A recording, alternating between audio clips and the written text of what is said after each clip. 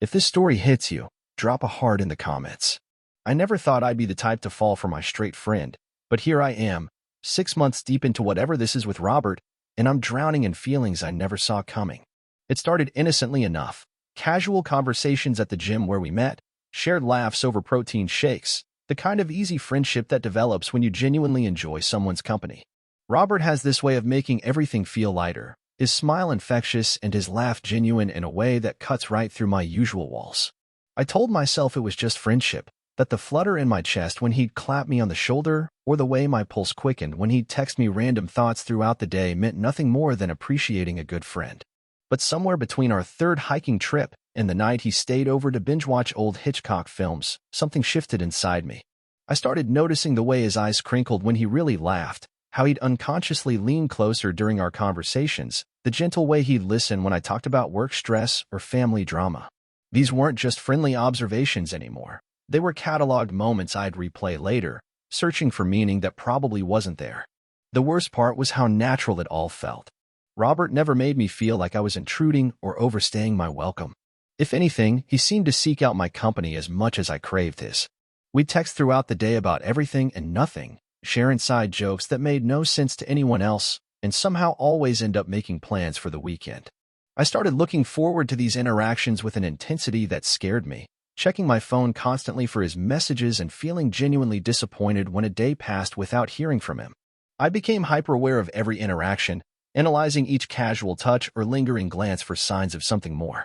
When he'd brush against me reaching for something, or when our knees would touch sitting on his couch, I'd feel electricity shoot through me while trying to appear completely unaffected. The rational part of my brain kept reminding me that Robert dated women. His recent relationship with Layla had been serious enough that he'd talked about moving in together before they broke up. But the heart doesn't always listen to logic, and mine was writing stories I knew better than to believe. Last Tuesday night changed everything. We were sprawled on his couch after a particularly brutal hiking trail, both of us exhausted and slightly delirious from the endorphin high. The conversation had drifted into that comfortable territory where we talked about everything and nothing, when suddenly Robert turned to me with this look I couldn't quite read. "You know what's funny?" he said, his voice softer than usual. "I was thinking today about how easy this is, hanging out with you. I mean, like, dangerously easy." My heart started hammering against my ribs, but I managed to keep my voice steady. "Dangerously?" He laughed, but there was something different about it, almost nervous. "Yeah, like, don't fall for me or anything, Henry. I'm a mess when it comes to relationships." The words hit me like a physical blow. Not because they were cruel. Robert's tone was gentle, almost joking, but because they felt like a spotlight shining directly on feelings I thought I'd hidden so carefully. My face burned with embarrassment and something closer to panic. Did he know? Had I been that obvious? The casual way he said it suggested it might have been innocent banter, but the timing felt too pointed to be coincidental. I forced out a laugh that sounded hollow even to my own ears. "Don't worry about that," I said, the lie tasting bitter on my tongue. "I know exactly what this is." But as I drove home that night, his words echoed in my mind, and I realized I had no idea what this was anymore. The next morning, I sat at my desk staring at a half-finished logo design, but my mind kept drifting back to Robert's words. My fingers hovered over the keyboard, but instead of working on the client's branding project, I found myself thinking about how we'd even become friends in the first place. 6 months ago, I joined the gym purely out of New Year's resolution guilt, expecting to quit within a week like every other fitness attempt in my life. Robert had been the trainer who'd approached me on my third day, when I was clearly struggling with the weight machines and probably looking like I wanted to disappear into the floor. Instead of the intimidating muscle-bound stereotype I'd expected, he'd been genuinely kind, with an easy smile and a way of explaining things that didn't make me feel stupid. He'd show me proper form without making it feel like a lecture, and when I'd made some self-deprecating joke about being hopeless at this, he'd laughed in a way that felt inclusive rather than mocking. "Everyone starts somewhere," he'd said, adjusting the weight on my machine. "I was a skinny kid who got picked on until I was 16. This stuff isn't about being perfect, it's about showing up."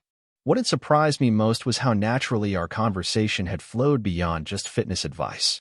When he'd mentioned loving old Hitchcock films, I'd lit up talking about my favorite cinematography techniques, and somehow we'd ended up discussing everything from camera angles to our shared obsession with weekend hiking trails. By the end of that session, he'd given me his number, not for training appointments, but because he'd wanted to check out this new trail he'd heard about and thought I might be interested. If this story hits you, drop a heart in the comments. That first hike had been a revelation. Away from the gym environment, Robert had been even more relaxed and open, sharing stories about growing up with his sister Donna and his complicated relationship with his parents' expectations. I'd found myself talking about my work as a graphic designer, explaining how I'd gotten into it through a love of visual storytelling, and he'd listened with genuine interest rather than the polite tolerance I usually encountered when discussing my career. The friendship had developed organically from there. Robert would text me about new trails he'd discovered, and I'd share interesting design projects or articles about film techniques I thought he'd appreciate. We'd started meeting for coffee after my gym sessions, then progressing to actual dinners at small restaurants where we'd talk for hours about everything and nothing. He had this way of making me feel heard, of asking follow-up questions that showed he was really listening rather than just waiting for his turn to speak. I told myself it was just friendship, even as I started looking forward to our conversations more than anything else in my week. Robert had a girlfriend then, Layla, a stunning brunette who worked in marketing and seemed to fit perfectly into his life. She'd join us occasionally for group activities, and I'd watch them together, noting how comfortable they seemed, how easily affectionate Robert was with her. It had been a constant reminder that whatever I was feeling needed to stay buried. But even with Layla in the picture, Robert had continued to seek out my company. He'd call me when he was having a rough day at work, or text me photos of sunsets from his evening runs with captions like, "Thought you'd appreciate the lighting in this one." There were moments, fleeting but unmistakable, when I'd catch him looking at me with an expression I couldn't quite read, or when our hands would brush reaching for the same item and he wouldn't immediately pull away. The breakup with Layla had happened about 2 months ago, and Robert had been surprisingly affected by it. Not heartbroken exactly, but confused and introspective in a way that was new for him. He'd told me they'd grown apart, that something had felt missing, but he'd struggled to articulate what that something was.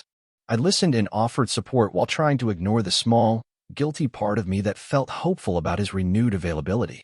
Since then, our friendship had deepened in ways that both thrilled and terrified me. Robert had become more physically affectionate, casual touches on my shoulder, hugs that lasted a beat longer than necessary, sitting close enough on his couch during movie nights that I could feel the warmth radiating from his body. He'd started sharing more personal details about his life, his fears about the future, his complicated feelings about his family's expectations for him to settle down and follow a traditional path. I'd found myself falling deeper without meaning to, analyzing every interaction for hidden meaning while simultaneously trying to convince myself I was imagining things. Robert was straight. He'd dated women exclusively for as long as I'd known him, talked about his attractions and relationships in ways that seemed definitively heterosexual. The rational part of my brain knew that his increased closeness was probably just the natural progression of a deepening friendship, especially after a breakup when he needed emotional support. But there were moments that felt different, charged with something I couldn't name. The way he'd look at me sometimes when he thought I wasn't paying attention. How he'd find excuses to extend our time together, suggesting we grab dinner after our planned coffee or watch just one more episode when I'd mention needing to head home. The increasing frequency of his texts, the way our conversations had become more intimate and personal than anything I'd experienced with other friends. Last night's warning had shattered my carefully constructed denial. The fact that he'd felt the need to say it at all suggested he'd noticed something in my behavior, some tell I hadn't managed to hide. The thought made my stomach churn with embarrassment and fear. Had I been that obvious?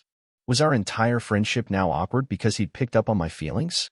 I stared at my computer screen, the logo design still unfinished, and wondered how I was supposed to act normal around him now. How do you go back to casual friendship when someone has essentially told you not to want what you've been wanting for months? I stared at my computer screen, the logo design still unfinished, and wondered how I was supposed to act normal around him now. How do you go back to casual friendship when someone has essentially told you not to want what you've been wanting for months? My phone buzzed on the desk beside me, and I glanced at it absently before doing a double take. Robert's name lit up the screen with a text message. My heart immediately started racing as I picked up the device, remembering his warning from just hours before. "Hey man, hope your day's going better than mine. Client canceled last minute, and now I'm stuck with a free hour. Thinking about that conversation we had about the new hiking trail near Bear Mountain. Want to check it out this weekend." I read the message 3 times, searching for any hint of awkwardness or distance that might indicate he regretted our late-night talk. But it sounded completely normal, like the Robert I'd always known. Maybe I was overthinking everything. Maybe his warning really had been innocent, just a friend looking out for another friend. I typed back quickly, "Sounds great. Saturday morning work for you?" His response came within minutes, "Perfect. I'll pick you up at 8. And Henry? Thanks for listening last night. It means a lot having someone I can talk to about this stuff." The message made my chest tighten with a mixture of warmth and confusion. If he was trying to maintain distance, he was doing a terrible job of it. If anything, he seemed to be drawing me closer, acknowledging our connection in a way that felt more intimate than casual friendship usually allowed. Subscribe if you believe in love that sneaks up on you.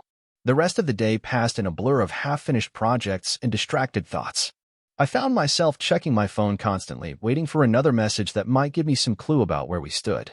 When evening came, I was surprised to find myself genuinely looking forward to our hiking plans, despite the emotional minefield our friendship had become. That night, just as I was getting ready for bed, my phone buzzed again. This time it was a longer message from Robert, sent at 11:47 p.m. "Good night, Henry. Today was rough, but knowing I get to hang out with you tomorrow makes it better. Sleep well." I stared at the message for a long moment, my heart hammering in my chest. This wasn't just a casual goodnight text between friends. There was something tender about it, something that felt deliberately intimate. I found myself reading it over and over, analyzing every word choice, every punctuation mark. The next morning, our hike started normally enough. Robert picked me up right on time, coffee in hand and his usual easy smile in place. But as we walked the trail, I noticed he seemed more attentive than usual, asking about my work, my family, even my thoughts on the changing seasons. The conversation felt deeper somehow, like he was genuinely interested in understanding who I was beyond our surface-level friendship. "You know," he said as we reached a scenic overlook, "I've been thinking about what makes a good friendship. Like, what separates the people you just hang out with from the people who actually matter." I tried to keep my voice steady. "What conclusion did you come to?" "I think it's about being able to be yourself completely. No pretending, no holding back parts of who you are because you're worried about judgment."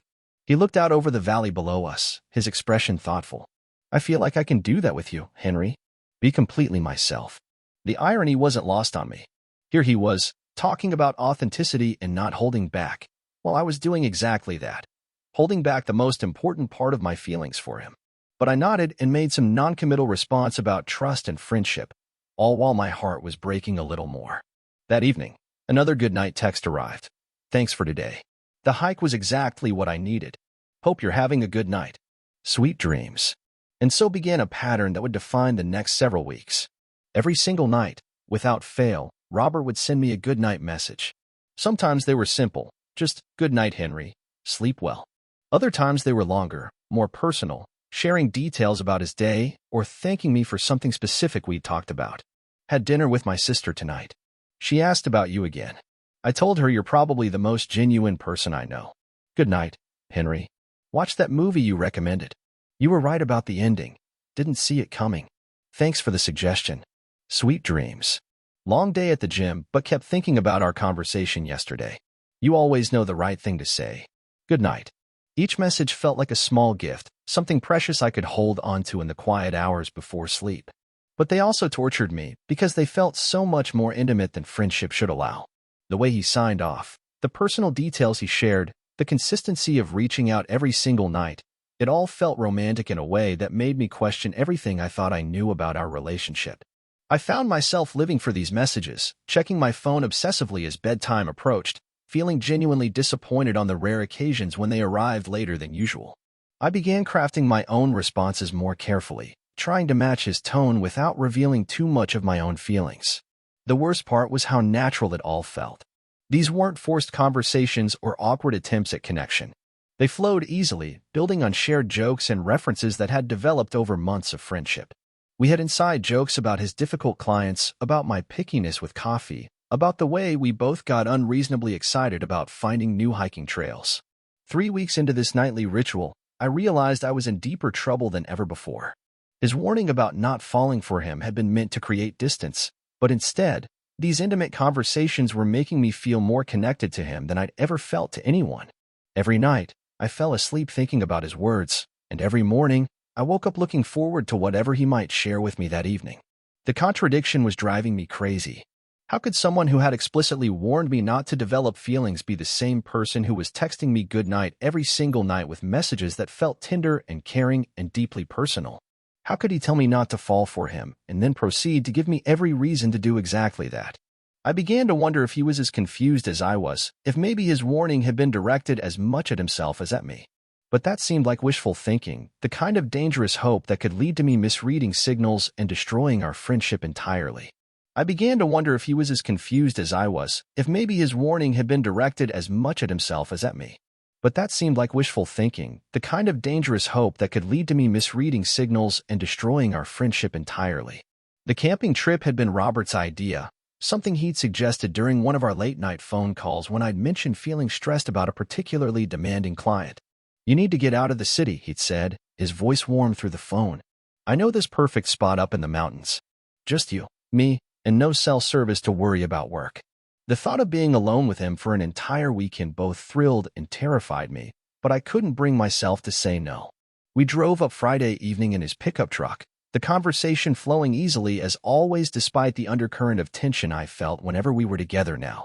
He'd packed everything we needed: the tent, sleeping bags, camp stove, even Esmore supplies, because he remembered I'd mentioned loving them as a kid.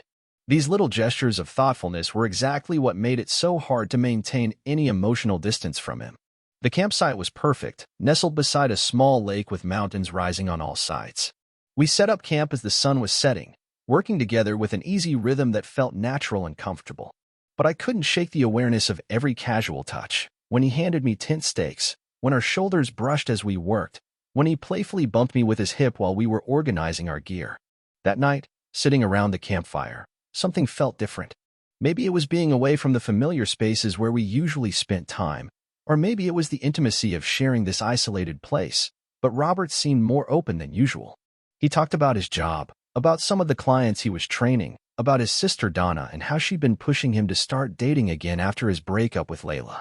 "She thinks I'm being too picky," he said, poking at the fire with a stick. "Says I'm making excuses about why every woman she tries to set me up with isn't right for me." He was quiet for a moment, staring into the flames. Maybe she's right. Maybe I am making excuses. I didn't know what to say to that, so I just listened, watching the firelight play across his face. He looked troubled, like he was wrestling with something he couldn't quite put into words. "Henry," he said suddenly, turning to look at me directly. "Can I ask you something?" My heart started racing. "Sure. You've been different lately. More distant. Did I do something wrong?" The question caught me off guard. I thought I was being subtle about pulling back, about trying to protect myself from reading too much into our friendship. "No, you didn't do anything wrong." "Then what is it?" "Because I can tell something's changed, and I—" He ran a hand through his hair, looking frustrated. "I miss how things used to be between us. Before." "Before what?" "Before I said that stupid thing about not falling for me." He shook his head. "I've been kicking myself about that ever since. It came out wrong, and I think I hurt your feelings." I stared at him, surprised by his perceptiveness. "You didn't hurt my feelings. Then why do I feel like I'm losing you?" The vulnerability in his voice made my chest tighten. This was Robert at his most open, most honest, and I could see how much our friendship meant to him.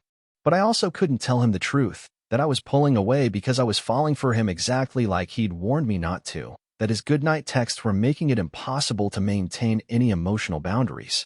"You're not losing me," I said finally. "I'm just trying to figure some things out." "What kind of things?" I looked away, unable to meet his eyes. "Personal stuff. It's complicated." "Is it about someone? Are you seeing someone?" The question startled me. "No, I'm not seeing anyone. But there is someone." It wasn't really a question, and I found myself nodding before I could stop myself. Robert was quiet for a long moment, still staring at me across the fire. "Do I know them?" The question hung in the air between us, loaded with implications I wasn't sure either of us was ready to explore. I could feel my heart pounding, could feel the moment stretching out like a held breath. "Robert." "Because if it's someone I know, someone we both know, then maybe I can help. Or maybe I can't, but at least I'd understand why you've been pulling away." I could hear something in his voice, something that sounded almost like hope mixed with fear. It made me look at him more carefully, trying to read the expression on his face in the flickering firelight. "Why does it matter?" I asked quietly. "Because." He hesitated, then seemed to gather his courage. "Because your friendship means everything to me, Henry." More than I think I realized until I started feeling like I was losing it. And if there's someone else, someone who's going to be more important to you than our friendship, then I need to know. There was something desperate in his voice, something that made me wonder if we were having two different conversations. Our friendship isn't going anywhere, isn't it?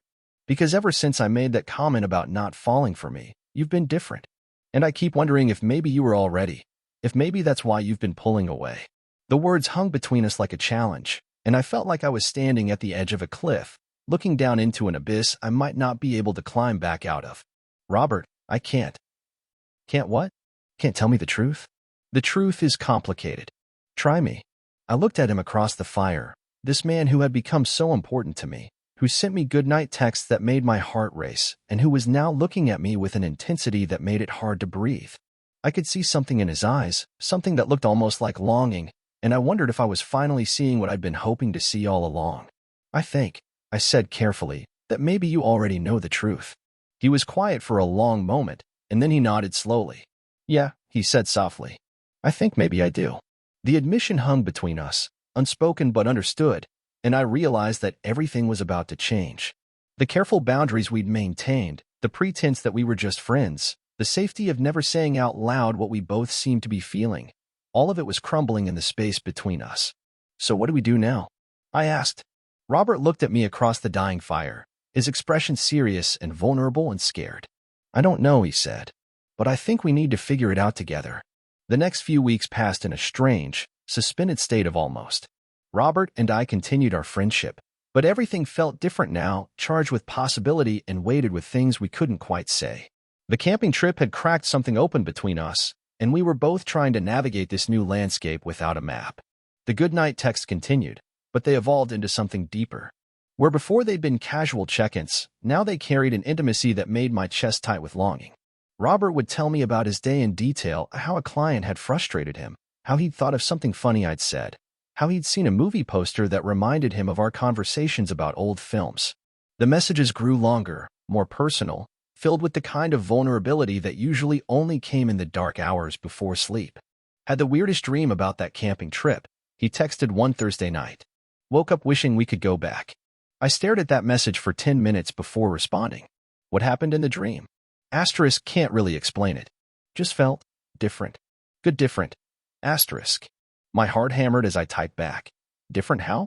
But he'd gone quiet after that, leaving me to wonder what he'd been about to say. These moments kept happening, Robert reaching towards something, then pulling back like he'd touched something too hot. During our hiking trips, I caught him watching me with an expression I couldn't quite read. When we'd sit on rocks to catch our breath, he'd position himself closer than before, our shoulders touching as we shared water or looked out over the valley. Once, when I'd stumbled on loose gravel, he'd caught my arm and held on longer than necessary, his fingers warm against my skin. You okay? He'd asked, and something in his voice made me look up to find him studying my face with an intensity that made my breath catch. Yeah, I'd managed. Thanks. But he didn't let go right away, and in that moment, suspended between falling and being caught, I felt the weight of everything we weren't saying. The text became our safe space, the place where we could be honest without having to look at each other. Robert started sharing things he'd never mentioned before, how he'd felt lost since his breakup with Layla, how he'd been questioning what he actually wanted versus what he thought he was supposed to want. Sometimes I think I dated her because it was expected, he wrote one night. Like I was following a script I never actually chose. I sat in my apartment, staring at those words and feeling something shift in my chest. Comment below where you're listening from. But I was too focused on Robert's message to think about anything else. What would you choose if there was no script? I typed back. The typing indicator appeared and disappeared several times before his response came through. Asterisk, I'm starting to think I know. But it scares the hell out of me. Asterisk. That message kept me awake until dawn, turning over possibilities in my mind. Was he talking about me? About us? Or was I reading too much into words that might mean something completely different? The uncertainty was killing me. Every interaction felt loaded with subtext, every casual touch electric with possibility.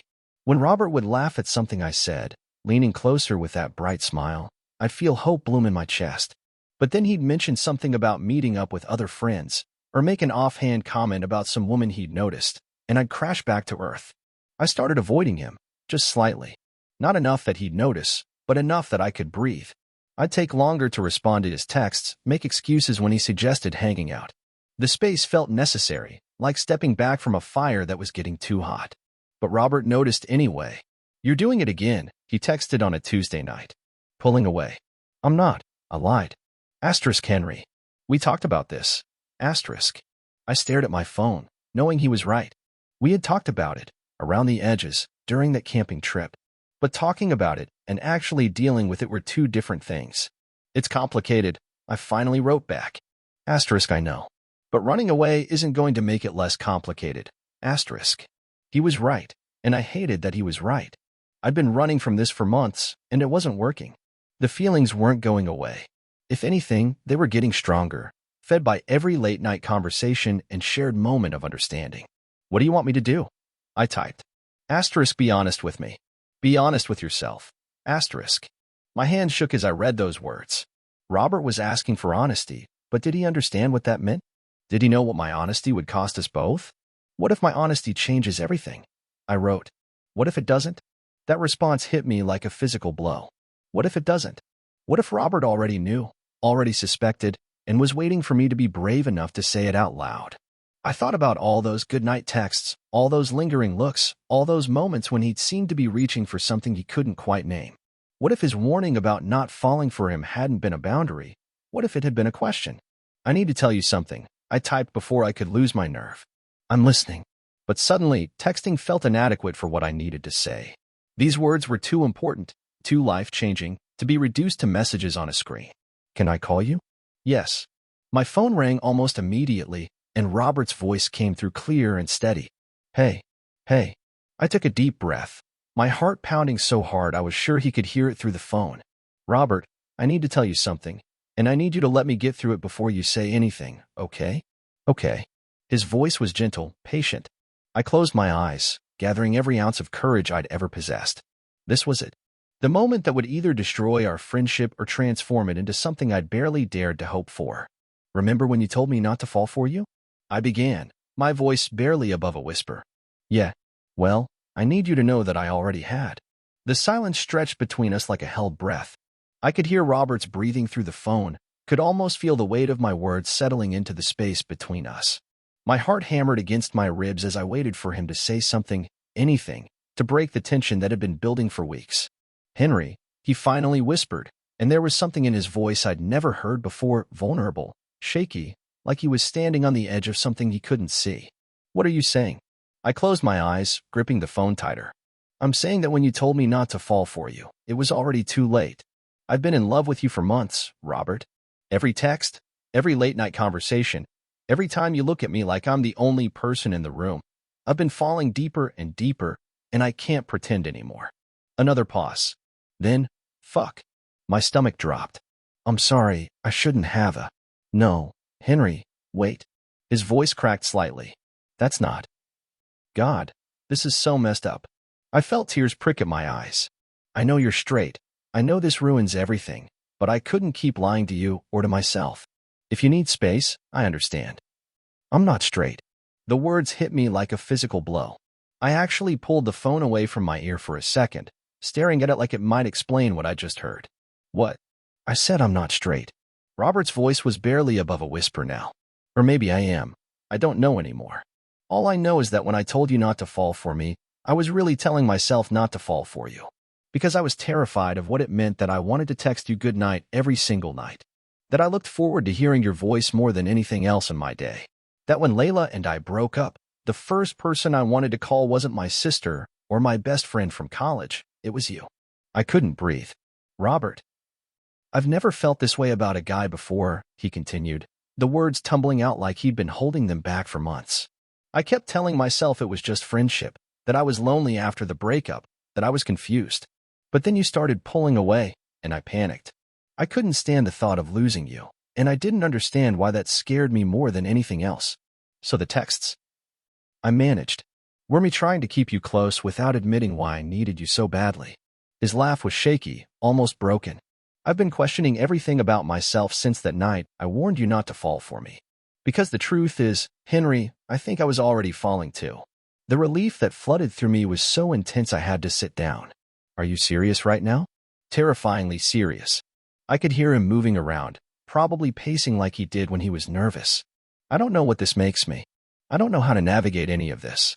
All I know is that when you said you'd already fallen for me, my first thought wasn't panic or fear, it was relief. Because maybe I'm not going crazy. Maybe what I've been feeling is real. It's real, I whispered. God, Robert, it's so real. I don't want to hurt you, he said quietly. I don't want to mess this up because I'm still figuring myself out. We'll figure it out together, I said, meaning every word. We don't have to have all the answers right now. We just have to be honest with each other. I can do honest, he said, and I could hear the smile in his voice. Starting with this, I think I'm falling in love with you too, Henry. And it scares the hell out of me, but I don't want to stop. The weeks that followed felt like learning to breathe underwater, strange and wonderful and completely new. Robert and I moved carefully at first, both of us navigating territory neither had mapped before. Our friendship had been the foundation, but now we were building something entirely different on top of it. Subscribe if you believe in love that sneaks up on you. I thought as I watched Robert attempt to flip pancakes in my kitchen on a Sunday morning, his tongue poking out in concentration. We established small rituals that felt monumental. Tuesday nights became our movie nights on his couch, where we'd argue about whether Casablanca was overrated while his hand found mine in the dark. Thursday dinners meant cooking together, usually resulting in Robert burning something while I laughed and took over the stove. These moments felt precious because they were ours. The hardest part was watching Robert wrestle with his identity. He'd grown quiet sometimes, lost in thought, and I learned to give him space while staying close enough to catch him if he fell. When he finally told his sister Donna about us, he called me afterward, voice shaky with relief. She said she'd been wondering when I'd figure it out, he admitted. Apparently I've been talking about you nonstop for months. Smart woman, I said, and heard him laugh. Our goodnight text evolved naturally. Where once we typed careful words across the distance between our apartments, now we whispered them against each other's skin.